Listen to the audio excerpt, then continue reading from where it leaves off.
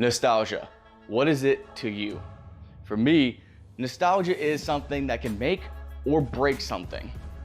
Whether it's a video game from your past or a movie that you grew up with and then you just have these fond memories of, it can either be something great when you go back and watch it when you're older, or something that can just be like, what did I just watch? Did I really enjoy this when I was a kid? Well, recently, I had that experience with one of my fondest games from my childhood, Lord of the Rings, The Battle for Middle-earth. Coming out in 2004, right off of the heels of the movies, the Battle for Middle-earth series had this level of excitement way before it was released. Now, what is the Battle for Middle-earth? It's an adaptation of an adaptation. Adapted from the Peter Jackson films, the Battle for Middle-earth is a real-time strategy game set within the Lord of the Rings universe. So how does it fare after almost 20 years? Well, not good. Let's get into it. First off, Battle for Middle-earth is an adaptation. It's a carbon copy, a copy and paste as you will. It doesn't have its own story. It uses a story from the movies, which is great because the movies, their story was amazing. So does it say the same for the Battle for Middle-earth series? Does it automatically make its content amazing, its story amazing, simply because its source material was groundbreaking?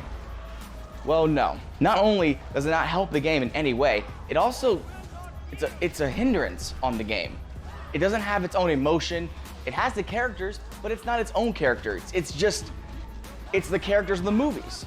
So you have the same voice actors, they're back, but you don't have any of the gravitas to their characters because you're just reliving it again. You've already seen it before, but it doesn't do anything different. Yes, it has the characters and the locations from the movies, but it doesn't do anything different.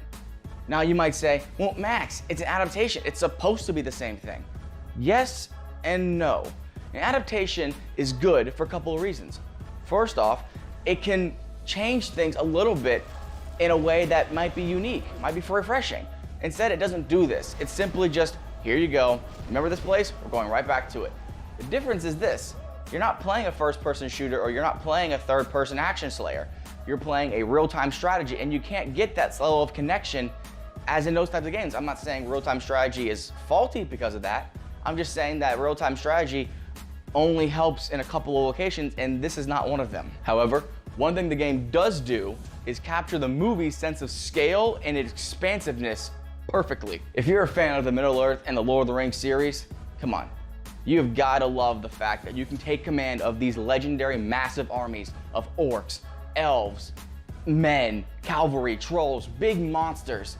Now you can have that in this game. In other games, you're taking command of 1 to 2 units, which is awesome, but now you can take command of the armies, and that is what makes this game perfect for me.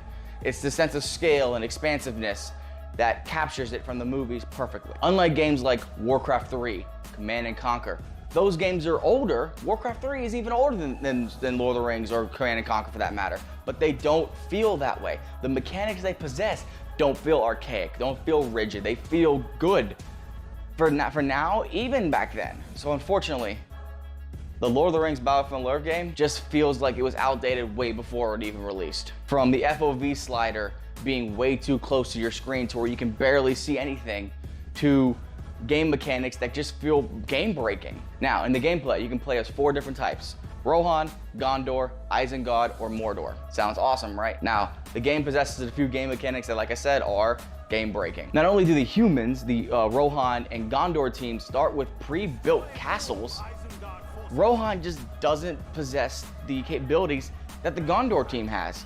Rohan doesn't have its own frontline unit. It doesn't have the swordsman. It has a pike unit, but doesn't have a swordsman. Now, here's the problem. This game also possesses a rock, paper, scissors style of gameplay. So you take out rock, now you can't beat scissors or paper. Rohan doesn't have a swordsman, so you can't beat those other sides, making Rohan just an inferior team to the rest of them. Gondor is probably the best well-traversed team in the entire game. It has cavalry, it has bowmen, it has swordsmen, it has pikemen, it has all of them. So it seems to me the developers didn't fully complete the game with different types of units for each team. Now, don't even start. I know the Rohan has the peasants and has the elves. Well, here's the thing. Peasants are trash. They die to anything. I don't care if they're fully equipped with armor or forged blades. Also, the elves are useless in their sword mode. So the team just feels empty. It doesn't feel complete. Sure, Rohan has the cavalry, which are the strongest unit in the game, but they come inferior to pikemen, which are supposed and developed to beat cavalry. So when you take away a team's greatest tool, they lose automatically. Not to mention, humans, the Gondor and Rohan teams, out-support and outperform the orcs, Isengard and Mordor. Not to mention, like I said, they start with castles pre-built, but they also have the strongest units in the game. The orc teams don't have that, so they just feel inferior to begin with. Other than that, how does the gameplay within the campaign manifest? Does it still have these game-breaking mechanics that the regular offline modes do? Or does the game develop a way to counteract those problems? No, it actually has a far worse situation than the offline mode. Not only do these other issues play an effect here, but the campaign's just too easy. Well, did you play on hard? I played on the hardest difficulty with my eyes closed and a hand tied behind my back. And still, the game, it's still too easy.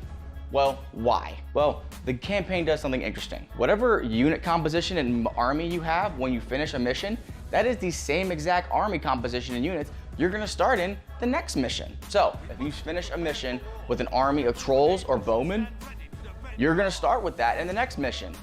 Here's the fun part. You have all their upgrades and all their levels fully intact. So you don't have to worry about building up your army, building up your defenses, building up your money to build these massive armies. Nope, you just send them right to the enemy base to take them out. Now, it does one thing to counteract this issue. It allows the enemy to have a pre-built army themselves. So you can't just walk over there and annihilate them. But the biggest issue with this game is combat is too stale. If you were even slightly paying attention to how combat works in this game, it doesn't matter that the enemy has the strongest army possible, or a big army for that matter. You can exploit these issues tenfold. Now, overall, it sounds like I hated this game. I don't actually. It's one of my favorite games of all time, considering I just spent 70 bucks on it from a third-party user to play it again. And you may be asking, why did you just spend 70 more dollars to play it again? Don't you still have it from your old days? No, unfortunately I lost it years ago.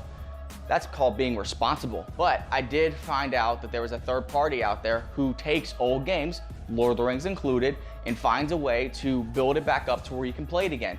I had to spend a little bit of extra money, but it was worth it, because even though these games are not as good as I thought they were gonna be, or as I remembered, they're still a ton of fun to play. So for that, I will leave a link down in the description. So if you are interested in playing older games from your childhood, maybe it might be on that list. So even though Lord of the Rings Battle for Middle-earth has a laundry list of issues, I am still excited to play it again, even though it's a chore to play. Now, if you don't prefer the games of old, you can go back and you can actually download mods that makes these games even better.